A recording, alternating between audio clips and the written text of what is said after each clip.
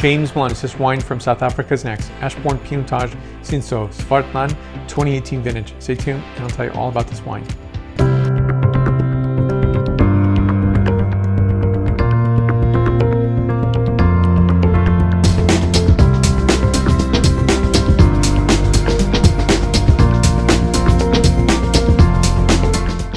This is a really nice, beautiful wine to be tasting and enjoying with food.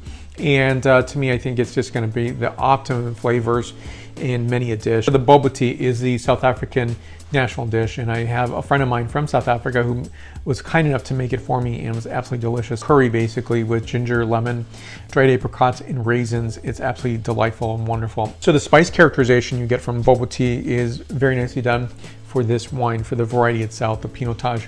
So just a bit about Pinotage. I've talked about this before. I'm going to continue to talk about it. And it's a wine that when I first tried it, I wasn't aware of the characterization of it. I thought there was going to be a very huge similarity between, say, Pinot Noir and Pinotage, and there's really not. So the parents of Pinotage are Pinot Noir and Cinsault, and so I think that's really what comes about and creates a dynamically different wine altogether. It doesn't taste like Cinsault, it definitely doesn't taste like Pinot Noir. It creates a new variety. So Abraham Isaac Perrault is the person, he's the first professor of viticulture at Stellenbosch University.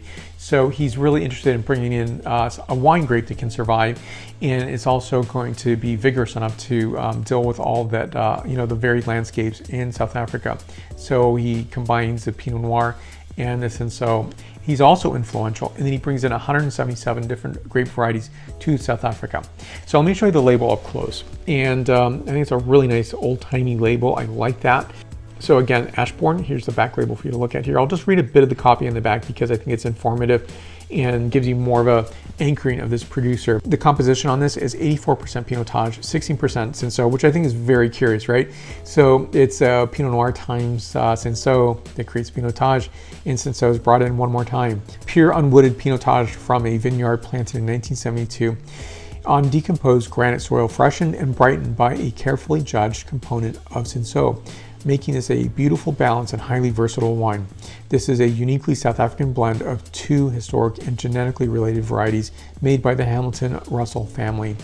And so more information on this is that they produce about 1,608 cases. This is vegan as well. So if you're seeking a vegan wine, this is another choice for you as well. So if you want a framing of what's vegan, take a look at my YouTube playlist, and you could just look at that at maybe you're at a wine store and you really want to get a vegan wine. So that's one way to do that.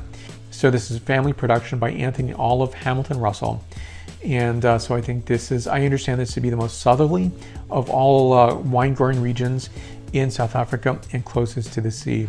So it's a very nice experience to taste a lower ABV Pinotage wine, 12.5. I think if my records serve me correctly, this is probably the lowest ABV I've tasted on a Pinotage wine. So first I'm going to give the characterization on the nose, and then the palate, and then the point score.